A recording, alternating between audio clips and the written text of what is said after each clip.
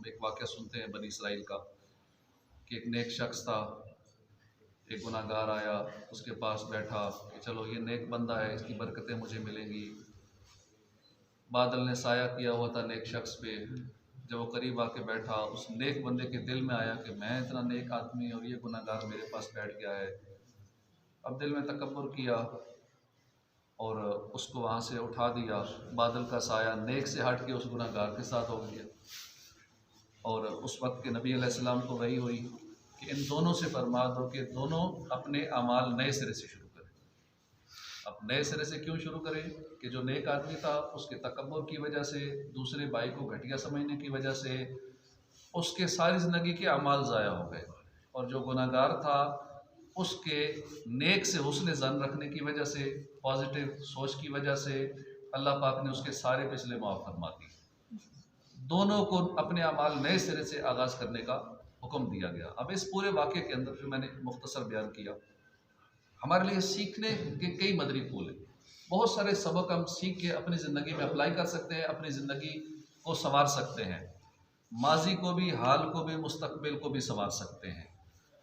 अब हम मुस्तकबिल की फ़िक्र में तो होते हैं लेकिन माजी को भूल जाते हैं कि माजी गुजर गया, अब क्या संवारना। हाँ, माजी को संवारना पड़ता है क्योंकि माजी का कनेक्शन फ्यूचर से होता है। अगर माजी पे ही पछताते रहेंगे, मेरा माजी में ये हो गया, काश मैं ये कर लेता, काश मैं ये कर लेता, ये ना होता। अब उस माजी का कनेक्शन चूँकि फ्यूचर से होता है, इसलिए माजी पर अफसोस करने से अपना मुस्तकबिल भी तबाह कर बैठते हैं। उस हवाले से मैं कुछ मज़ीद अर्ज़ करता हूँ। ये जो हिकायत हमने सुनी, इसके अंदर एक तो सबक हमें ये मिला कि हम किसी और को घटिया ना समझें, खुद तकब्बुर में मुब्तला ना हो, किसी मुसलमान को हकीर ना समझे, अपने से कम तर ना समझे, क्योंकि तकब्बुर इंतहाई ख़तरनाक बातनी बीमारी है, नुकसानदेह बातनी बीमारी है। हदीस पाक में आता है कि किसी के बुरा होने के लिए इतना ही काफ़ी है, बिलफर्ज और बुराइयां नहीं है उसके अंदर, बड़ा अच्छे काम करता है, बहुत नेक आदमी है, बस एक उसके अंदर बुराई है, किसी को घटिया समझता है, तो बुरा होने के लिए यही बात काफ़ी है।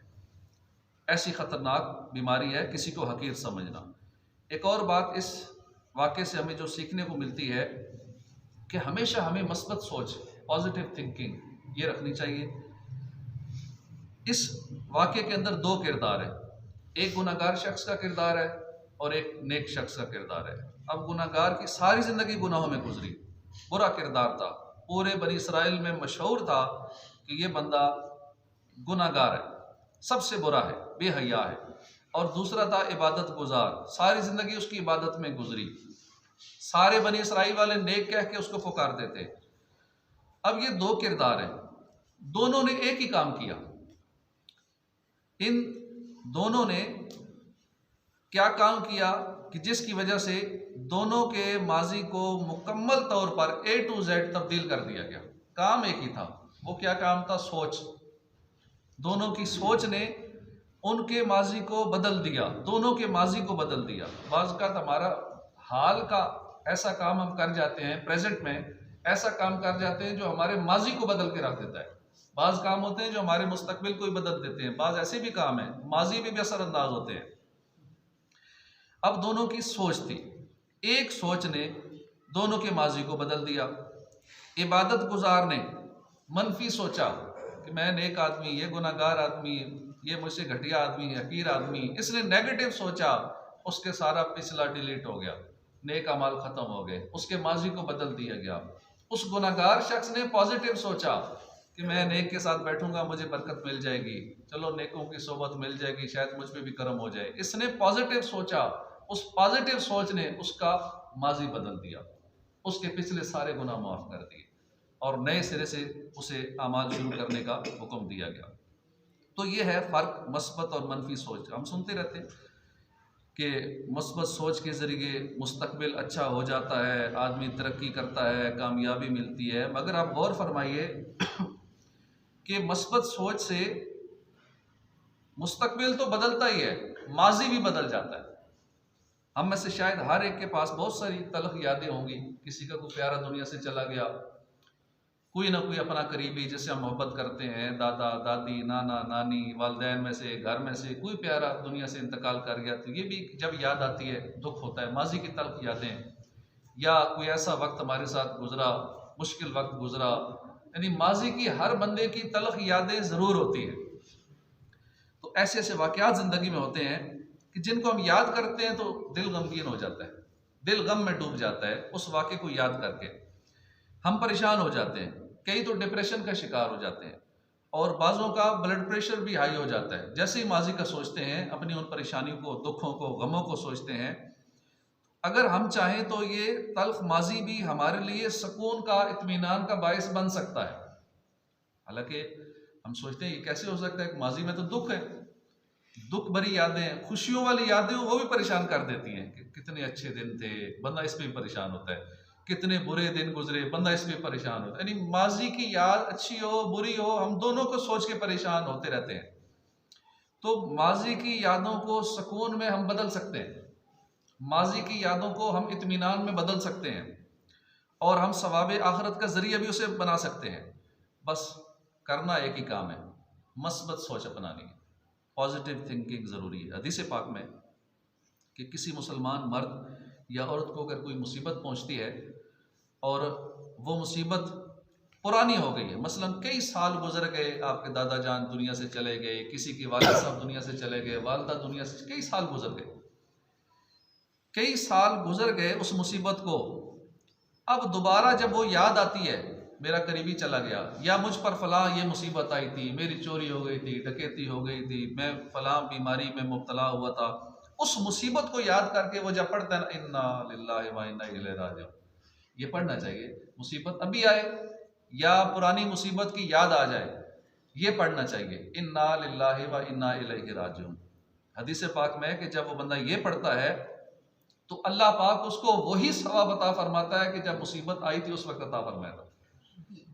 यानी वो ऐसे ही है जैसे अभी मुसीबत आई है और बंदे ने ये पढ़ा इन्ना लिल्लाहि व इन्ना इलैहि राजिऊन। तो अल्लाह पाक की रहमत कैसी वसी है कि उस माजी की मुसीबत को याद करें और ये पढ़ें और वही सवाब दोबारा से हासिल करें। रोज़ाना 100 बार याद करें उस मुसीबत को और 100 बार यही पढ़ें, अल्लाह पाक 100 बार वही सवाब अता फरमाएगा। कैसी प्यारी बात है, हमारे माजी की वो तल्ख यादें जो हमें परेशान करके रख देती हैं, अगर हम अच्छी सोच अपना लें, हम सब्र से काम लें, अल्लाह की रज़ा पर राज़ी हो जाएं, मस्बत जहन बनाएं, हदीस पाक में बयान करदा अमल पर हम अमल करें, तो जब जब ये तलख यादें आएँ उस वक्त हमारे लिए सवाब का ज़रिया बनता चला जाएगा। अब माजी की तलखियों का एक बड़ा सबब है लफ्ज़ काश। ये अमूमन लोग कहते हैं और इसकी मालूमात नहीं होती। हम माजी के मुतालिक काश बहुत कहते हैं, काश मैं ये ना करता, काश ये ना करता तो यूँ हो जाता, काश ये ना होता तो वैसे हो जाता, काश मैं ये कारोबार ना करता, फ़लाँ कारोबार करता तो मैं इतना कमा लेता, काश मैं ये नौकरी ना करता, फ़लाँ वाली करता तो ये हो जाता, काश मैंने फ़लाँ सब्जेक्ट ना पढ़े होते, मैं ये सब्जेक्ट रख लेता तो मुस्तकबिल में ये फ़ायदा हो जाता, फ़लाँ डिप्लोमा कर लेता, काश फ़लाँ नौकरी कर लेता, वगैरह वगैरह। ये जो लफ्ज़ काश है ना, ये हमारे माजी को, हाल को, मुस्तकबिल को, ये तीनों को हराम कर देता है, ये तीनों को तलख बना देता है। सिर्फ एक माजी वाला काश, माजी में तो तलखी जो होनी थी हो गई, अब उसको काश में, उससे हम लफ्ज़ काश के साथ उसको मुंसलिक करके हम अपने हाल को भी ख़राब कर लेते हैं और फ्यूचर को भी तलफ कर लेते हैं। इसलिए अपनी ज़िंदगी से ये लफ्ज़ काश निकाल दें, काश ये होता तो ऐसा हो जाता। उम्मत के गमखार आका सल्लल्लाहु अलैहि वसल्लम का फरमान है कि अगर तुम्हें कोई मुसीबत पहुँचे, कोई तकलीफ़ पहुँचे, तो ये ना कहो कि अगर मैं ये कर लेता तो ऐसा ना होता, अगर मैं यूँ कर लेता तो ये मुसीबत ना आती। ये हदीस पाक है, हमारे आका फरमा रहे हैं कि मुसीबत पहुँचे ये ना कहो कि अगर मैं वो कर लेता तो ऐसा हो जाता, बल्कि कहो क़द्दर अल्लाह व मा शाअ फ़अल, अल्लाह ने जो मुक़द्दर किया, अल्लाह ने जो चाहा वही हुआ। ये अल्फाज हो सके तो याद कर लें कि क़द्दर अल्लाह व मा शाअ फ़अल। मज़ीद फरमाया फ़इन्ना लौ तफ़्तहु अमल शैतान, बेशक अगर मगर करना ये शैतान का दरवाज़ा खोल देता है। मुफ्ती अहमद यार खान नईमी हदीस पाक की शरह में फरमाते हैं कि इस अगर मगर से इंसान का भरोसा अल्लाह पर से ख़त्म हो जाता है। अगर ये होता तो ये हो जाता, मगर यूँ हुआ तो, अगर मगर के चक्कर में अल्लाह पे तवक्कुल कमज़ोर हो जाता है। अपने पर या असबाब पर भरोसा हो जाता है, और फिर जब अल्लाह पर से भरोसा उठ जाता है, भरोसा नहीं रहता, तो फिर शैतान इंसान को जकड़ लेता है। ख्याल है कि यहाँ दुनिया के अगर मगर का जिक्र है। दीनी कामों में अफसोस होना अच्छी बात है, दीनी कामों में नदामत ये अच्छी चीज़ है। मसलन अगर मैं इतनी ज़िंदगी नेकियों में गुजारता तो मुत्तकी हो जाता, मैं इतनी नेकियां की होती, काश मैं नमाजें ना छोड़ता, काश मैं ये गुनाह ना करता। दीनी मामलात में ये अच्छी बात है, दुनियावी मामलात में ये मना है। इबादत के हवाले से अच्छा है, काश मैं इबादत कर लेता, काश मैंने गुनाहों में ज़िंदगी ना गुजारी होती। तो ये है इस्लाम की प्यारी प्यारी तालीम। हम अपनी ज़िंदगी से अगर मगर माजी के वाक़यात पर बिला वजह कुड़ते रहना, काश काश करते रहना, ये सब कुछ छोड़ दें, अच्छी और मस्बत सोच अपनाएं, माजी की तलखियों को भुला दें और उससे फ़ायदा उठाएं, मुस्तकबिल को अच्छा कर लें। बल्कि बहुत सारी सूरतों में तो सवाब का ज़रिया बन जाएगा। हमारे यहाँ उमूमन लोग माजी को कोसते रहते हैं, मेरे साथ यूँ हुआ है, आए मुझसे बड़ी गलती हो गई है, मेरी किस्मत ही ऐसी है, वगैरह वगैरह। हमारी ये आदत हमारे माजी को तल्ख बनाती है। अगर हम मस्बत सोचें, मस्बत सोच अपनाएं, माजी को कोसने की बजाय माजी से सीखना शुरू कर दें, माजी को उस्ताद बना लें, तो हमारा माजी हसीन हो जाएगा, खूबसूरत हो जाएगा। एक साइंसदान है जिसने बल्ब ईजाद किया है, उसने इस बल्ब के बनाने में 1000 तजर्बे किए, सारे नाकाम हो गए। जो उसके साथ शागिर्द अटैच थे उनका, उस्ताद साहब किन चक्रों में फंसा दिया आपने, 1000 बार तो ये काम कर चुके हैं, फिर नाकाम ही होते हैं। ये काम ही छोड़े, आप किस खाते में पड़ गए आप कि कुछ चीज़ रोशन होगी बल्ब की तरह। पहले बत्तियां जलाते थे, तेल जलाया, दिया जलाया, वही होता था। ये बल्ब कहाँ से, एक नया काम आपने शुरू कर दिया, होना तो है नहीं। उस्ताद ने उससे कहा कि हमने जो 1000 तजर्बे किए, हर बार नाकामी हुई है, तो हमने 1000 गलतियों से सीखा है, अब ये 1000 गलतियां हम दोबारा नहीं करेंगे। ये 1000 गलतियां हमारा उस्ताद बन गई। इन नाकामियों से शागिर्द जो है ना, नाकामियों से मायूस हो रहे थे, तो 1000 तजर्बे करने के बाद उसके शागिर्द ने जब ये कहा कि 1000 तजर्बे उस्ताद साहब कर चुके हैं, हर तजर्बा नाकाम होता है, क्यों टाइम ज़ाया कर रहे हैं, तो ये सुनकर उसने कहा, तुम ये कह रहे हो कि तुम क्या कह रहे हो कि तुम्हारा मतलब क्या है कि कोई फ़ायदा नहीं हुआ। हम 1000 गलत दरवाजे बंद कर चुके हैं ये तजर्बात करके, यानी अब इन गलतियों को हम दोबारा नहीं करेंगे। 1000 गलतियों से हम बच गए हैं, मजीद जो गलतियां करें वो नहीं होंगी, 1000 गलतियों से बच गए हैं। गौर कीजिए, ये है पॉजिटिव सोच। अगर वो भी शागिर्दों की तरह नाकामियों का सोचता कि 1000 बार ये काम कर चुके हैं फिर भी नाकाम हुए, सारे शागिर्द नाकाम हो गए, मगर ये बल्ब ईजाद करने वाला नाकाम नहीं हुआ, तो आज हम रोशनियों में बैठे हैं। पूरी दुनिया बल्ब इस्तेमाल करती है और न जाने लाइटों की आगे कौन कौन सी किस्में आ गई हैं, LED तो न जाने और पता नहीं क्या क्या। तो ये उसकी मस्बत सोच की वजह से हुआ और वो कामयाब हो गया। तो अल्लाह पाक हमें भी मस्बत सोच अपनाने की तौफीक अता फरमाए।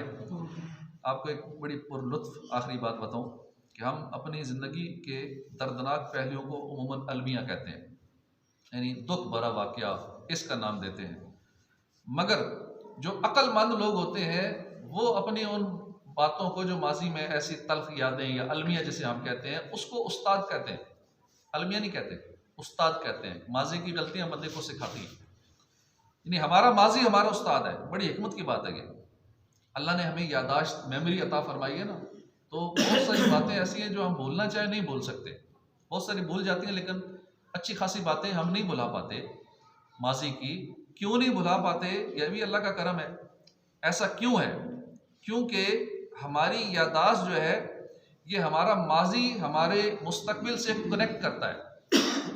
हमारी यादाश्त जो है हमारे माजी को हमारे मुस्तकबिल से जोड़ती है। हम माजी को याद करके अपना मुस्तकबिल तय कर सकते हैं, अपने मुस्तकबिल का डिसीजन लेते हैं अपने माजी की बुनियाद पे, क्योंकि बहुत सारे तजर्बात किए होते हैं, नाकामियाँ हुई होती हैं। अब इसकी दो सूरतें हैं, या तो अपने माजी पर परेशान हो जाएं, अलमिया के नाम दे लें और फिर मुस्तकबिल को भी ख़राब कर लें। एक तो ये सूरत है, मुस्तकबिल में परेशान रहें, मायूस रहें, क्योंकि मैंने ये गलती कर ली थी, अब बस उसी गलती को पकड़ के बैठे रहें, हाल भी ख़राब करें, मुस्तकबिल भी ख़राब करें। या फिर अपने माजी को उस्ताद बना लें, माजी से सीखें, आइंदा वो गलती ना करें, अपने हाल को भी बेहतर कर लें और अपने मुस्तकबिल को भी बेहतर कर लें। अपने माजी को कोसने के बजाय, परेशान होने की बजाय माजी से सीखना शुरू कर दें। तो उससे क्या होगा, हमें माजी बुरा नहीं लगेगा, क्योंकि माजी तो हमारा उस्ताद बन गया ना। ये गलती हुई थी, अब मैंने ये नहीं करना। उन गलतियों की बुनियाद पे बंदा डिसीजन लेता है तो उसका माजी उसे हसीन नजर आता है, उसका माजी उसे खूबसूरत लगता है और उसका मुस्तकबिल अच्छा हो जाता है। इसलिए कहते हैं बी पॉजिटिव, बी सक्सेसफुल। मस्बत रहें और कामयाबी पाएं। मस्बत रहो, कामयाबी पाओ। अल्लाह पाक हमें अमल की तौफीक अता फरमाए। आमीन बिजाह नबी आमीन सल्लल्लाहु अलैहि वसल्लम।